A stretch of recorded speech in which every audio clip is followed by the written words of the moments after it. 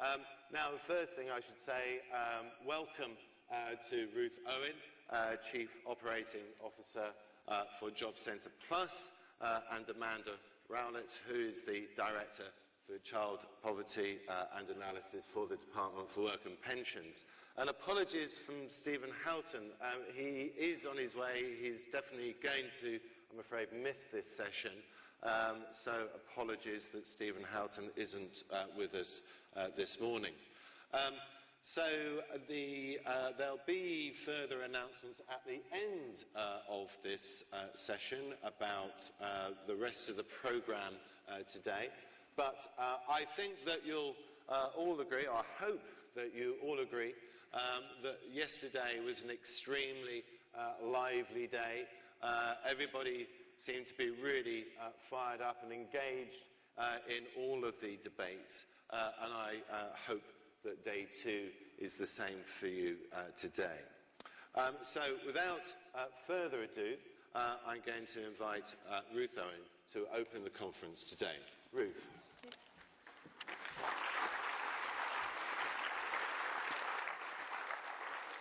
Okay, good morning, colleagues. Absolutely delighted to be here to open up day two of the Welfare to Work Convention. This convention is just a fantastic showcase for our welfare to work industry.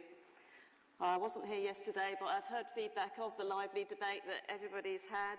I know there's intense interest in the work programme and things that are going to develop over the next 12 months or so.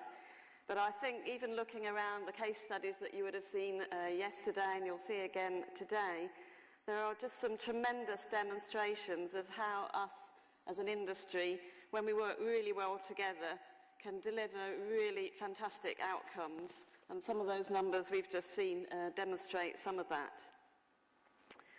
I also wanted to put on record this morning how immensely proud I am of the job that Job Centre Plus has done over the last year. And again, those numbers reinforce that position.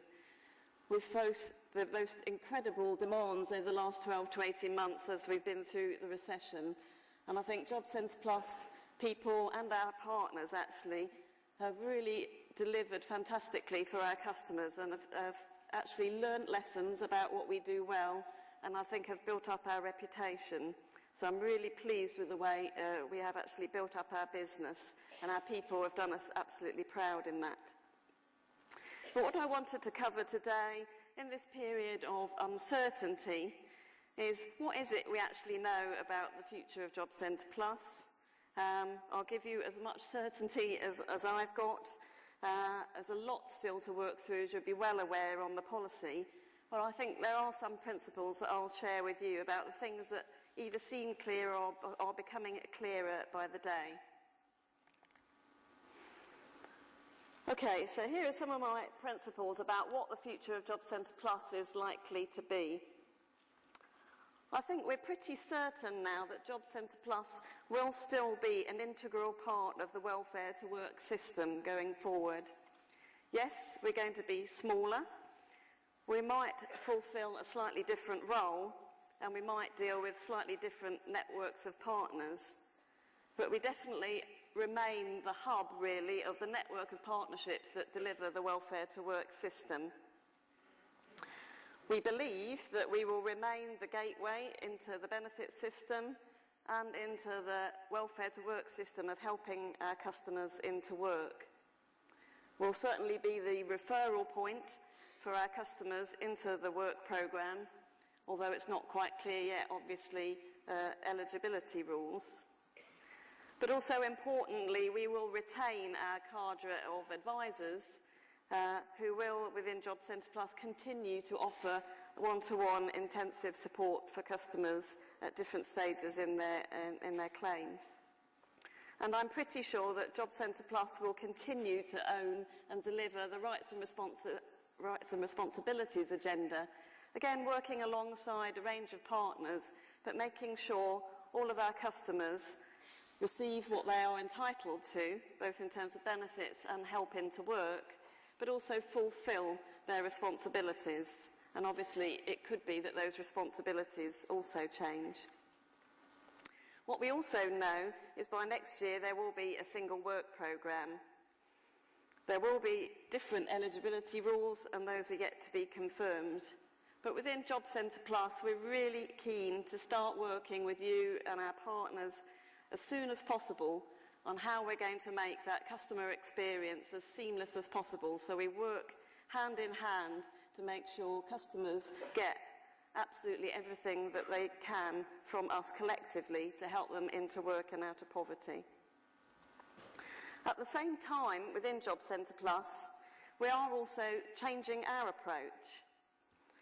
We'd like to deliver increased flexibility and focus more on the locality and localism agenda. We've learnt many things in Job Centre Plus over the last year or so, and I think many of you will recognise that perhaps some of our interventions with our customers have become quite process-driven. And we want to move back away from that agenda so that we can deal with individuals as customers with their individual needs. You might be already familiar with the fact we've developed our own black box approach. We have 4 districts operating semi-independently from our normal operating system, whereby the district manager essentially has set a budget, is set a very small number of outcome targets. With them and with a bottom-up approach with their staff, they can therefore determine what they want to do and how they're going to help their customers into work.